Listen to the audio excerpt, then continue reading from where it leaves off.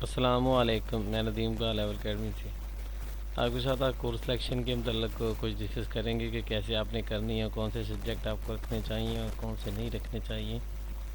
तो 2-3 स्टूडेंट की मैं कोर्स सिलेक्शन करके जो है वो आपको बताऊंगा। तो इसलिए वीडियो को कंप्लीट आप जो है वो वॉच करें ताकि आपको पता चल जाए कि आप अपनी कोर्स सिलेक्शन जो है वो कैसे करेंगे। कुछ स्टूडेंट का इशू भी चल रहा है क्योंकि उनका रिज़ल्ट जो है वो ठीक नहीं है, तो वो भी यूनिवर्सिटी के साथ अपना करें, लेकिन कम से कम अपने कोर्स सिलेक्शन के बारे में ज़रूर आपने जो है ना अपना करके रखना है कि कौन से प्लान के नेक्स्ट सेमेस्टर के अंदर आपके कौन से सेमेस्टर आ रहे हैं, पेपर्स आ रहे हैं, और पहले कौन से आपने क्लियर कर रही कितने क्रेडिट आ रहा है। किसी का प्रोजेक्ट होगा जो उन्होंने लास्ट सेमेस्टर के अंदर बीएस वाले जो हैं वो 7th सब्जेक्ट के अंदर करते हैं, और जो एमएससी लेवल के हैं वो चाहे कंप्यूटर साइंस या मैथ के, वो 3rd सेमेस्टर के अंदर उन्हें अपने जो है वो प्रोजेक्ट को सिलेक्ट करना होता है। अगर उनकी वो रिक्वायरमेंट जो है वो पूरी हो रही होगी, पिछले सब्जेक्ट उनके सारे क्लियर होंगे, तो उसके साथ तो ये कंप्लीट वीडियो को वॉच करेंगे। चलें जी, जो मेरे चैनल को फर्स्ट टाइम वॉच कर रहे हैं, बहुत सारे इंशाल्लाह स्टैट के मतलब को लेक्चर इस तरह की चीज़ें जो हैं वो आपको अवेलेबल होंगी, तो काइंडली सब्सक्राइब कर लें। चलें जी, हम ये एक स्टूडेंट का मैं आपको दिखा रहा हूँ, फर्स्ट सेमेस्टर में भी इनका अच्छा था काफ़ी। यहाँ पे मैं आपको ये इनका बता देता हूँ कि कैसे इन्होंने, ये इनका था जी फर्स्ट सेमेस्टर में जो पहले सब्जेक्ट होते हैं कंफर्म वही वाले थे इनके 5 सब्जेक्ट। उसके बाद आगे वाले सब्जेक्ट में देखें, ये इन्होंने फिर इनका काफ़ी अच्छा रहा है। 7 सब्जेक्ट इन्होंने लिए थे अपने, और ये इस दफ़ा जो आया है उसके अंदर थोड़ा इनका वीक जो है वो रिज़ल्ट है, क्योंकि थोड़ा सा बिज़ी भी रहे, तैयारी भी नहीं कर सके। और इस दफ़ा यूनिवर्सिटी ने थोड़ा सा टाइट जो है वो पेपर की जो है वो चेकिंग जो है वो टाइट की है, और थोड़ा सा तैयारी में भी जो है ना वो टाइम जो है वो कम मिला था। तो ये इनकी शिकायत है, लेकिन अलहमदिल्ला सब इन्होंने क्लियर तो कर लिए अपने, लेकिन थोड़े मार्क्स जो हैं वो इनके कम हैं। तो ये इनके 5 सेमेस्टर पूरे हो चुके हैं, 6 सेमेस्टर इन्होंने स्टार्ट करना है। तो इससे पहले हम इसको देखेंगे इनकी स्टडी स्कीम जो है ये क्या है। स्कीम ऑफ स्टडी को हम जब चेक करेंगे तो देखें जी, इनके पहले सेमेस्टर में भी सारे क्लियर पढ़ लिए हैं, दूसरे में भी इन्होंने पढ़ लिए हैं, तीसरे सेमेस्टर के अंदर भी, और इनका जो चौथा सेमेस्टर था वो भी इन्होंने सारा कंप्लीट कर लिया है। 5th सेमेस्टर में थे ये, और इन्होंने ये सारे 5th के भी कर लिए हैं, और 2 इन्होंने जो है वो 6 सेमेस्टर के भी देखें क्लियर कर लिए। इन्होंने 7 सब्जेक्ट लिए थे। तो अब हम देखते हैं टोटल इनके पेंडिंग पड़े हुए कितने सेमेस्टर अभी इनके पास हैं, 3 रिमेनिंग, और सब्जेक्ट कौन से हैं जो इन्होंने अभी क्लियर करने हैं। 1 है, 2 है, 3 है इस सेमेस्टर के जो इन्हें लेना है, और आगे वाले के भी यहाँ पे 1 2 3 4 5 ये हैं, 8 और 4 12, यानी टोटल इनके अभी 12 सब्जेक्ट पड़े हुए हैं। तो अब इन्होंने अपने वर्कलोड को थोड़ा कम करना है, क्योंकि इन्होंने पहले ज़्यादा जो है वो चूज़ कर लिए थे। तो अब मैं इनको मशवरा दूंगा कि ये जो है सिर्फ 4 अगर सब्जेक्ट करें तो ये इजीली जो है ये कर सकते हैं। 3 इस सेमेस्टर के ले लें, और 2 जो हैं वो 7 सेमेस्टर के ले लें कोई से भी, ताकि 2 इसके लेंगे तो आगे सिर्फ इनके पास 3 ये होंगे, 1 इसका ले लेंगे, ये 4 इसके हो जाएंगे। तो इस तरह 4 लास्ट वाले में लेंगे, और इजीली ये 4 सब्जेक्ट लेके जो है ना कम बर्डन के साथ अच्छा सीजीपी जो है वो गेन कर सकते हैं। तो अब इनके कोर्स सिलेक्शन की तरफ हम चलेंगे। कोर्स सिलेक्शन में हम इसी तरह करते हैं। तो यहाँ पे 93 इन्होंने क्रेडिट आवर अर्न कर लिए हैं 5 सेमेस्टर तक। टोटल 133 इनके जो हैं वो टोटल हैं। तो थोड़े इनके रह गए क्रेडिट आवर बाकी, इसकी वजह से कोई भी इन्होंने एग्जाम्प्ट नहीं किया, कोर्स को छोड़ा नहीं है। 6 सेमेस्टर के अंदर अभी हैं ये करंट, और मैक्सिमम जो लिमिट इनको अलाउड है वो 21 की है। जो यहाँ पे क्रेडिट आवर लिखे होते हैं उतने क्रेडिट आवर तक जो है हम अपने सब्जेक्ट को सिलेक्ट कर सकते हैं। जैसे एक यूनिवर्सिटी की तरफ से जो डी ग्रेड वाले होते हैं या फेल होते हैं वो आपकी कोर्स सिलेक्शन में दिए जाते हैं, जो आप ले सकते हैं। तो यहाँ पे आपने देखना है कि एक तो डी इनका आया था, इस दफ़ा ही इनका आया है। पहले तो ये अच्छे मार्क्स लेते रहें। तो ये एक डी आया था, अगर लेना चाहें तो इनको भी ये लेकर इम्प्रूव कर सकते हैं, लेकिन मैं इनको मशवरा दूंगा जो क्लियर हो चुका है वो चाहे डी के साथ ही है उसको एक दफ़ा रहने दें। ये नेक्स्ट सेमेस्टर के अंदर जो न्यू कोर्स इनके आ रहे हैं वही वाले ये चूज़ करें। मैं इनको यही 3 इसके हैं और एक जो है वो अगले वाले सब्जेक्ट का जो है वो इसके साथ ले लिया जाएगा, ताकि ये इसके साथ जो है ये क्लियर हो जाए। 4 जो हैं ये इन्होंने सेलेक्ट करने, जैसे ही ये सिलेक्ट करेंगे ये तो 4 इनके सेलेक्ट हो चुके हैं, बाकी 4 जो हैं ये पड़े हुए हैं। ये नेक्स्ट आगे वाली 7 सेमेस्टर की यहाँ पे आगे शो भी करवा रहा है, यहाँ पे कैरेक्टर हाउस दे रहा है, ठीक है। और यहाँ पे हमें बताया जा रहा है कि ये कौन से सेमेस्टर के हैं। तो ये 6 सेमेस्टर के 3 थे और एक हमने 7 सेमेस्टर का ले लिया, ताकि 7 के भी 4 बाकी हैं और 8 यहाँ पे नहीं शो किए जा रही है। यानी अगले सेमेस्टर वाले भी अगर आप ज़्यादा लेना चाह रहे हैं तो इस वजह से आगे वाले आपको सेमेस्टर के भी दे दिए जाते हैं। जो फेल होते हैं, जो करंट सेमेस्टर होता है, जो उसके आगे सब्जेक्ट होते हैं नेक्स्ट सेमेस्टर में जो आने वाले, वो भी दे दिए जाते हैं कि अगर आपका अच्छा CGPA जा रहा हो और ज़्यादा सब्जेक्ट आप लेके क्लियर करना चाहते हैं, ताकि लास्ट सेमेस्टर में आपका प्रोजेक्ट वगैरह भी होता है तो उसका बर्डन कम हो जाए। तो इस वजह से फिर जो है वो शुरू में ज़्यादा ले लिए जाते हैं। अगर आप कि पहले ही वो अच्छे मार्क्स ना CGPA डाउन हो रहा हो तो फिर आप करें कि आप कम जो है वो कोर्स सेलेक्ट करें, जितने आप इजीली ले सकते हैं। मीनिंग 4 या 5, यानी 6 7 ना लें, 4 5 ले लें, ताकि आप इजीली अपने सेमेस्टर के अंदर जो है ना उनको अच्छे मार्क्स से क्लियर कर सकें। तो फोकस खुद किया करें। इस तरह ये देखें, ये इन्होंने सेलेक्ट कर लिया, सेलेक्ट करने के बाद इनकी सेव अगर करेंगे तो सेव करने के बाद जैसे ही ये यहाँ पे हम करेंगे लोड सिलेक्टेड कोर्सेज, तो वो कोर्सेज जो हैं हमारे सामने जो है वो डिस्प्ले हो जाती हैं, ठीक है। तो इस तरह हमने अपनी कोर्स सिलेक्शन को सेव करना है। सेव करने के बाद जैसे ही हम दोबारा अपने लॉगिन होंगे तो हमारे नए वाले सब्जेक्ट जो हैं ये शो हो जाएंगे। तो चलिए इसके बाद मैं किसी और स्टूडेंट का जो है वो, ये भी हमने एक और सिलेक्ट स्टूडेंट का ओपन किया है। तो इसका देखें जी, इन्होंने बताया कि हमारे जो है इस दफ़ा पहले भी इनका थोड़ा नॉर्मल था, क्योंकि इस दफ़ा थोड़ा और टाइट किया गया है यूनिवर्सिटी की तरफ से। तो इस वजह से यहाँ पे जो है इनके ये सारे टोटली जो इन्होंने सब्जेक्ट में लिए सारे F हैं, और आगे मार्क्स भी बताए हुए हैं कि 26 हैं, 32 हैं। यानी आपके मिनिमम जो है 50 अगर होते तो फिर पास ये सब्जेक्ट क्लियर होता कंसीडर। तो अगर 50 से कम है, जो 50 से कम बने इसलिए सारे फेल हैं। यूनिवर्सिटी का तो यही मौक़िफ़ आ रहा है कि ये जो है इनके पेपर अच्छे नहीं हुए। तो मोस्टली स्टूडेंट जो होते हैं अक्सर ये इनके हाथ भी चढ़ जाते हैं। ये जो होते हैं कहते हैं कि हमें को आप हैंडल करवा रहे हैं, LMS हैंडल करवाएं, तो काइंडली कोशिश करें कि आप ख़ुद पढ़कर डिग्री लें। आपने डिग्री लेनी है और आपने आगे इसको इस्तेमाल करना है। कुछ ना कुछ आपको खुद पढ़ के लेंगे तो फिर ही आपको कुछ आएगा। तो मेरे ऐसे बहुत सारे स्टूडेंट हैं जो मेहनत करते हैं। मैं तो कभी किसी स्टूडेंट को ऐसा नहीं कहा, मशवरा दिया कि आप LMS जो है वह हैंडल करवाएं ना। मैं ऐसे ये वाला काम करता हूँ। चलो कोई असाइनमेंट वगैरह से हेल्प ले लेता है स्टूडेंट खुद, तो गाइडेंस मिल जाती है उन्हें कुछ प्रोग्रामिंग की और ये सारी। लेकिन कोशिश करें कि आप खुद स्टडी करें, अपनी असाइनमेंट्स वगैरह भी, GDP भी, क्विज़ वगैरह भी नेट से सर्च कर लें चीज़ों को डिफरेंट जगह से, और नॉलेज को लेकर वो अपनी चीज़ को बनाएं। जैसे ही पहले दिन असाइनमेंट आ जाए आप तैयारी शुरू कर दें, तो ये असाइनमेंट बनाने में ही काफ़ी सारी तैयारी हो जाती है।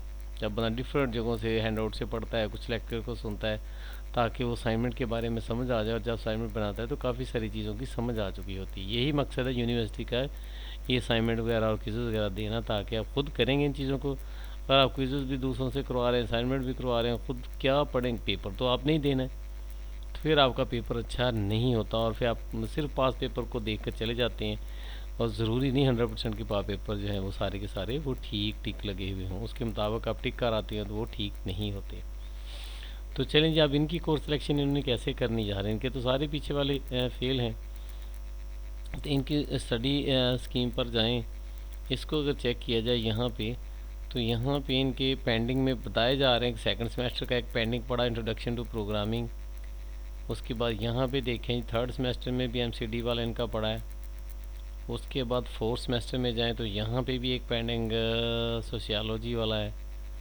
और 5th सेमेस्टर के अंदर जाएं तो यहाँ पे भी इनका पेंडिंग पड़ा है, 6 में भी इनका एक पेंडिंग है, हर सेमेस्टर के अंदर एक एक पेंडिंग पड़ा है, और 7 में भी एक पेंडिंग पड़ा हुआ, और जो 8th सेमेस्टर इनका चल रहा है, क्योंकि इनका अभी इनको जो है ये प्रोजेक्ट भी इन्होंने लेना था, अभी ये भी इनका पड़ा हुआ है। तो हर सब्जेक्ट के तकरीबन कोर्सेज़ के अंदर इनका एक एक पड़ा हुआ। अब कोर्स सिलेक्शन के अंदर देखें तो इनके कौन कौन से सब्जेक्ट जो हैं ये शो हो रहे हैं। तो यहाँ पे हम जाके चेक करते हैं कि यहाँ पे बताया जा रहा है मैक्सिमम इनको उन्होंने 8, किसी को देखो 21, किसी को 24 क्रेडिट आवर अलाउ किए जाते हैं, लेकिन उनके CGP के मुताबिक होता है कि उन्होंने कितना गेन कर लिया है और कितना अच्छा उनका CGP जा रहा है। तो इन्होंने 105 कर लिए हैं और इनके 28 अभी पड़े हुए, लेकिन जो पीछे वाले सारे इनको यहाँ पे दिए गए हैं, ये फेल वाले हैं और ये डी वाले भी सारे के सारे दिए गए इनको कि कितने जो है सब्जेक्ट इनमें से इनका डी है और कौन से सब्जेक्ट हैं ये न्यू कोर्सेज इनके अभी रहते हैं। जो अभी इन्होंने एक तो प्रोजेक्ट इन्होंने ले लिया, अभी एक सेमिनार है मैथ का, ये 1 क्रेडिट आवर का है, और विजुअल प्रोग्रामिंग है, ये 3 न्यू हैं, ये भी इन्होंने क्लियर करने हैं। तो कोशिश करें ये डी को रिपीट करने से पहले आप क्या करें कि अपने ये वाले जो सब्जेक्ट हैं जो फेल शुदा हैं उनको क्लियर करने की कोशिश करें, ठीक है। तो अगर आप अपने ऐसे भी हो सकता है कि आप अपने दूसरे फ्रेंड के साथ अगर वो अगले सेमेस्टर में चलेंगे तो आप उनके साथ ही प्रोजेक्ट वगैरह करना चाहते हैं तो प्रोजेक्ट वगैरह को आप पहले ले लें, ठीक है। यहाँ से प्रोजेक्ट को आप सेलेक्ट कर सकते हैं और इनमें से जो है सेमिनार भी आप ले लें ताकि इनके साथ ही हो जाए, और ये वाला सब्जेक्ट छोड़ लें और यहाँ से कोई आप सेलेक्ट कर लें। 6 क्रेडिट आवर का लिया और ये 7 क्रेडिट आवर हो जाएंगे और हमें अलाउड है 18, तो 7 हमने ले लिए हैं और 3 सब्जेक्ट हम और इसमें से चूज़ कर सकते हैं, वो चाहे कोई से भी यहाँ पे ले लिए जाएं जिनको आप अच्छा करेंगे। 3 यहाँ से ले लिए जाएं तो ये 9 हो जाएंगे, और 9 और 6 जो है 15 और 16, यहाँ पे अगर 3 और लें तो 19 हो जाएंगे, उतने हो नहीं सकते। तो इस वजह से मैक्सिमम हमें अलाउ किया गया कि आप कितने सब्जेक्ट जो हैं ये ले सकते हैं। तो इस तरह यहाँ से ये और डी वाले जो हैं ये कोशिश करें कि ना लें, पहले जो आपके कोर्सेज़ हैं पास करने वाले उन्हीं को आप पास करें, ठीक है। तो यहाँ पे अगर ये सारे के सारे लेंगे, सारे ले नहीं सकते, 18 हमें अलाउड किए हैं, तो यहाँ से भी अभी 3 पड़े हुए हैं और एक यहाँ से पड़ा है 4 जो अगले सेमेस्टर के अंदर लेंगे। जब अगले सेमेस्टर में लेंगे तो फिर इनके सारे के सारे जो हैं ये क्लियर हो जाएंगे। अगर वो इनको इम्प्रूव करना चाहते होंगे, पहले इनके जो हैं वो सेमेस्टर नंबर 10 जो है वो ये जा रहा है, 8th में तो कंप्लीट करना था, 2 एक्स्ट्रा सेमेस्टर इनके लग चुके हैं। तो कोशिश करें कि इस तरह के जो स्टूडेंट होते हैं ये अपने स्टडी पर फोकस करें और ये खुद सारे लेक्चर वगैरह को सुनें, हैंडआउट्स को पढ़ें, बुक्स वगैरह परचेज़ कर लें, और जैसे ही असाइनमेंट आए तो इन चीज़ों को खुद जो है वो बनाना शुरू कर दें। तो अगर ये खुद अपनी प्रिपेयर करेंगे तो ऐसे हो ही नहीं सकता कि आप जो है वो कोर्स से फेल हो जाएं और बाद में आप डिफरेंट जो है वो जो है प्रॉब्लम का शिकार हों। चलें जिन्होंने इसी तरह ये इस तरह मैं इनको दे रहा हूँ कि ये ऐसे ये सिलेक्ट कर लिए जाएँ। प्रोजेक्ट अभी जो है ये ले नहीं सकते, ले सकें अगर लेना तो ये भी ले सकें क्योंकि दिया गया है, या पहले अपने कोर्सेज कंप्लीट कर लें। तो ये इन पर डिपेंड करता है कि ये कौन सी चॉइस को जो है वो लेना पसंद करेंगे। इसके बाद हम किसी और स्टूडेंट को जो है वो कोर्स सिलेक्शन आपको बताते हैं कि उनके किस तरह का है। जी अब हमने नए स्टूडेंट को देखा, यहाँ पे देखें जी इनके पहले वाले सारे सेमेस्टर के सारे सब्जेक्ट क्लियर थे। एक में इनका एक दफ़ा फेल हुआ था डाटा कम्युनिकेशन का, अगली दफ़ा इन्होंने क्लियर कर लिया था। पिछले सेमेस्टर के भी सारे क्लियर थे, लेकिन इस दफ़ा इनके साथ भी बैड लक हुई है कि इनके जो हैं ये 2 इन्होंने सी के साथ जो है वो क्लियर किए हैं 64 से, अब इनके मार्क्स हैं 64 61, और बाकी जो हैं वो इनके फ़ेल हुए हैं। तो ज़ाहिर है जो इनके फ़ेल हुए इन्होंने 7 लिए थे जिनमें से 2 इन्होंने क्लियर कर लिए, उनके 5 जो हैं ये इसी सेमेस्टर के पढ़े हुए हैं। तो और यहाँ पे अब इनका हम स्टडी स्कीम देखें तो यहाँ पे जो जो इन्होंने क्लियर कर लिए हुए हैं वो यहाँ पे चेक करें आप। पहले सेमेस्टर के भी सारे क्लियर हैं, सेकंड के भी, थर्ड के भी, फोर्थ के, फिफ्थ के, और 6th में से एक इनका पेंडिंग पड़ा हुआ है, और एक 6 का पेंडिंग पड़ा हुआ और बाकी इन्होंने 7th में से लिए थे। अब 7th वाले इनके क्लियर नहीं हो सके, तो अब इन्होंने कोशिश करनी है कि ये 7th वाले जो इनके सब्जेक्ट हैं इनको ये टेक कर लें 8th में। तो इन्होंने आगे जो है, अब इसके अंदर ये भी होता है कि प्रोजेक्ट भी लेना है, क्योंकि प्रोजेक्ट के लिए 2 इनको हमें चाहिए कंटिन्यूसली, ताकि इन 2 के अंदर हो सकता है। आप 7th सेमेस्टर के अंदर प्रोजेक्ट को सिलेक्ट करेंगे, 7th और 8th 2 के अंदर इसने कंप्लीट होना होता है। तो ये एक सेमेस्टर में इनके फेल होने की वजह से एक सेमेस्टर इनका जो एक्स्ट्रा भी लग सकता है। इनके टोटल जो पेंडिंग में पड़े हुए हैं 1 2 3 4 5 6 7 8 9 10 11 12 और 13, एक पीछे वाला 13 से अगर 6 इनके लिए जाएं तो एक में 7 लें और एक में 6 लें फिर हो सकता है। अब इनके कोर्स सिलेक्शन में देखते हैं कि मैक्सिमम अलाउड क्या लिमिट्स है, इन्होंने कितने सब्जेक्ट जो हैं वो चूज़ कर सकते हैं, इनको अलाउ किया गया है। तो यहाँ पे देखें जी, इनको जो अलाउ किया गया है कि मैक्सिमम 21 ले सकते हैं, यानी 7 ले सकते हैं। ये इनको यहाँ पे 7 लेने, जो जो इनके फेल वाले हैं वो यहाँ पे टॉप पे दिए गए हैं। तो एक तो ये जो फेल हैं इनको सेलेक्ट करें 1 2 3 4 5, ठीक है। और 6 क्रेडिट आवर का जो है 5, ये 15 और 6 का एक जो है ये प्रोजेक्ट यहाँ पे ले लें, तो ये 7 सेमेस्टर का हो जाएगा एक। और उसके बाद एक सब्जेक्ट इनका बच जाएगा 7th वाले का, और एक जो है यहाँ पे बाकी इनके 8th वाले हैं।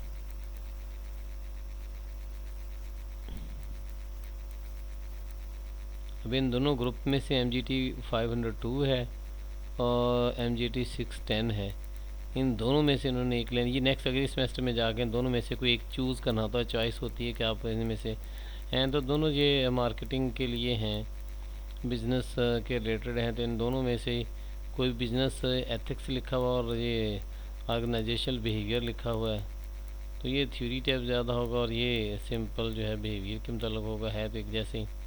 तो ये वाले इनको जो है वो लेना पड़ेंगे। तो इस वजह से इस तरह ये सिलेक्शन अपनी करें, अपने हिसाब से किया करें कि आप क्या ले सकते हैं, कौन से सब्जेक्ट आपको करने इजी होंगे और किस तरह। अब अगर ये प्रोजेक्ट तो नहीं नेक्स्ट टाइम लेना, लेकिन इनका ये चल रहा होगा भी 3 क्रेडिट आवर का, और इससे 6 इनको और लेना पड़ेंगे 1 2 3 4, इनमें से 5 और 6 जो हैं। तो इनमें से ये वाले जो जब ये सिलेक्ट करेंगे तो 6 इनके अगले में हो जाएंगे, तो इनका ये कोर्स जो है ये कंप्लीट हो जाएगा 8th सेमेस्टर के अंदर। तो इस तरह इनको जो है वो 7 और 6 जो हैं ये लेने पड़ेंगे। तो ये इस तरह सेलेक्ट करेंगे, उसके बाद सेव कर देंगे। सेव के बाद जब दोबारा आप यहाँ से करेंगे तो फिर इनकी कोर्स सिलेक्शन जो है ये कंप्लीट हो जाएगी। तो इस तरह इन्होंने अपना कोर्स सिलेक्शन करनी। इसके बाद एक और स्टूडेंट का आपको दिखाता हूँ। इसके बाद लीजिए हम एक और स्टूडेंट का जहाँ पे चेक कर रहे हैं इनका क्या है। इनका पहले सेमेस्टर में देखें एक सब्जेक्ट इनका हो गया था, MCS कर रहे हैं ये, दूसरे में इन्होंने सारे क्लियर कर लिए थे, तीसरे में भी इस दफ़ा इनका जो एक जो है वेफ में है। ये कह तो रहे हैं कि मेरा अच्छा पेपर हुआ था, 38 मार्क्स बने हैं यूनिवर्सिटी के हिसाब से, तो बाकी इनके सारे क्लियर हो गए। अब एक ये नहीं लेना पड़ेगा, प्रोजेक्ट इनका ऑलरेडी जो है वर्किंग के अंदर है, ये चल रहा है, उसका रिजल्ट तो यहाँ पे शो नहीं है। अब इनके स्टडीज़ वाले सारे कोर्सेज बाकी कितने रह गए हैं, स्टडी स्कीम को अगर चेक किया जाए तो यहाँ पे देखिए पहले के भी सारे इन्होंने निकाले हैं, दूसरे के भी, तीसरे वाले सेमेस्टर में एक पेंडिंग पड़ा हुआ है जो फेल हो गया था, और एक प्रोजेक्ट जो है ये तो चल रहा है, कंटिन्यू है। उस बाद नेक्स्ट में इनके जो हैं 5 और आ रहे हैं, तो ये 5 अगर करेंगे तो ये क्लियर इनका होगा, इनको 6 लेने पड़ेंगे। तो ये कोर्स सिलेक्शन जो है इसके अंदर देखते हैं, ये 21 की इनको लिमिट देगी। करंट इनका सेमेस्टर 4 है, 72 इनके क्रेडिट आवर करने हैं, तो एक ये फेल वाला होगा, और यहाँ पे दीगरे वाले तो इन्होंने लेने नहीं, और इसके बाद ये इनको सारे जो है यहाँ पे लेने पड़ेंगे, क्योंकि एक तो इनका ऑलरेडी जो है वो 6 क्रेडिट आवर का सब्जेक्ट जो है वो सिलेक्टेड है। यहाँ पे देखें तो ये सारे 4th सेमेस्टर वाले हैं, तो ये 1 2 3 4 5,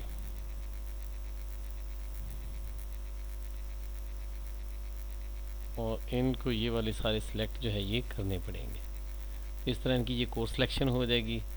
और इनका प्रोजेक्ट जो ऑलरेडी चल रहा होगा। तो इस तरह हम अपनी कोर्स सिलेक्शन को अपने हिसाब से डी ग्रेड वालों को एक दफ़ा बाद में आप ऐसे ले सकते हैं।